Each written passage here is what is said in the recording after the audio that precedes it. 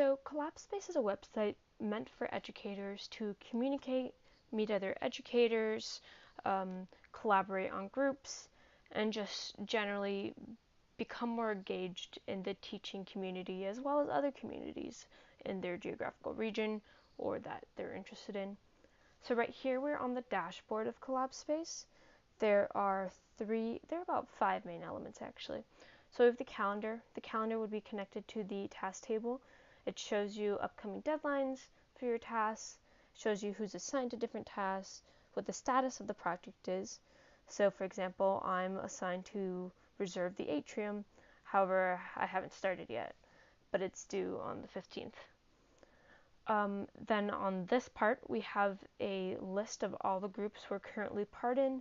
So I'm a part of 4 groups: Teaching Anonymous, Game Board Sundays, Tompkins Teacher Union, and the Science Fair. We have a link to discover new groups and possibly become part of those new groups, and we can create a new group. Now throughout the site, we included a persistent chat feature. This means that at any point in the site you can enter your chat feature and message the people you're friends with at any given time. This is similar to Facebook's chat messenger feature, where on any page on Facebook you can continue your chats and also open new chats. So let's just say we want to respond to John Oliver here real quick. He's asking if we could forward him an email. So we'll just say, sure, I'll send it over once we're done with this meeting. And John Oliver has received that. Now the next thing we want to do is, let's say we want to join a new group. So we can click discover more groups. And here are all the groups that the application suggests for you. You can search for new groups, but unless you know the exact name or description of a group, it might be hard to find things you're interested in. So that's why we have this suggestion feature. So based on your interests, you can find groups. So I'm interested in teaching and chemistry, so it'll of course suggest to me Teach America, all about chemistry, After School Ithaca. It'll tell me groups that my contacts are part of. So the purpose behind this would be that people are more likely or more interested in joining groups in which they already know people are part of, because they might trust their friends' opinions or their interests more than a group that they've never heard of. So then we also see groups that are geographically close to your location. So in my area would be the Tompkins Dungeons and Dragon group, and also Bike Cayuga. So you see that this website, while it's focused primarily towards educators, it also includes other groups and activities that do not solely focus on education, but rather that educators might be doing as hobbies or in their free time. So this is a place for educators to discuss academic work, but also get to know other educators through activities that they're interested in. So we'll go back to the dashboard for now. Actually, I forgot to mention, so let's say I want to join the group Writer's Block. It's as easy as clicking join, and it's asking me if I want to send a request to join from Writer's Block, and I'll click OK. So when you send a join request, you're not automatically joined to a group, but rather it asks the group whether you can join as a member, and we'll show you that in a group that we're part of. So we'll go to the group Science Fair. So before I go into detail on everything, I'll just show you where those join requests go. So when you ask to join requests, on a group members page, it'll go to this little notification that shows how many join requests you have. And I have join requests from Amber Lee and David Beckenstock. So I'm interested in having Amber Lee in my science fair group. I know her, we're friends. I know she's a hard worker, so I'll add her. However, David Beckenstock, I'm not really familiar with him. I'm not sure he'll be a good addition, and so I'll keep him out of the group for now. So I responded to both join requests, and let's continue exploring. So on the group page, it's a little bit similar to the dashboard. You'll still have your calendar, a task table. This time the task table is specific to the group, as opposed to the task table on the calendar.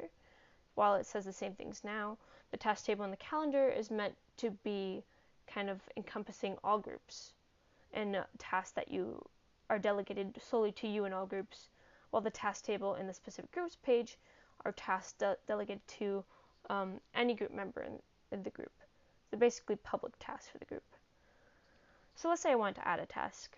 I'll just click Add Task. I'll fill in all this information. So the task would be Add Project Outline, status, it's still in progress. The other status options would be that it's completed or it's not started, but I did start this the other day, so I'll leave it as in progress. It's due the 20th, so a little bit from now, and it's been assigned to me and Mr. Robert Zane, which is another member of the group. And I'll click Add Task. It'll tell me if the task was added successfully, and we'll see it pop up on our upcoming to-dos. Next, we'll look at the feed. So what the purpose of the feed is that when you want to send a message to the whole group, not just a single person in the group, you can use this group feed. So let's say I want to tell everyone that I uploaded a new file, they should check it out, and I'll post that to everyone. So now it'll notify everybody that I posted in the Science Fair group, and everyone can see this post I just made. They can comment on it if they're interested in. We'll leave it as it is for now. It's kind of, to add an additional note, it's kind of similar to the Facebook news feed, where you'll see everything that your friends post, except this is kind of more group-centric. So it's kind of a Facebook groups news feed. Another important aspect that we learned about educators is that documents were really important. So we've added this document section. Here you can see the most recently uploaded documents to the group, but you also have the option to see all documents.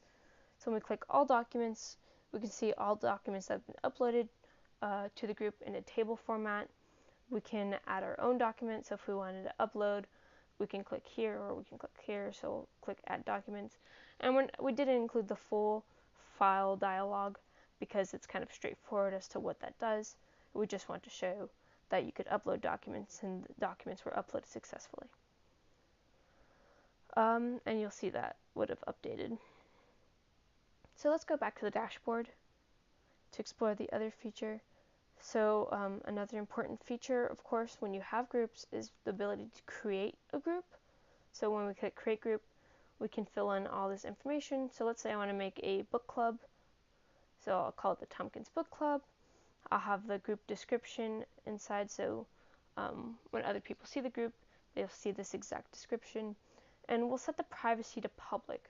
So what that means is that when the privacy is public, that means other people can find the group. It'll appear in other people's suggestion and discovery pages, as opposed to if the privacy was set to private, no one will see the group unless you invite them to the group. And we can add members straight from this creation group page. So I've already added Kyle and Kelly, and I'll just click Create Group, and it'll say Group Successfully Created, and it'll pop up right here. Since I don't have an image yet for the group, nothing's popped up. I would have to go into the group settings to set an image. So that's the entirety of our site for now. In the next video, I'll be talking about the updates that were made in the following iteration.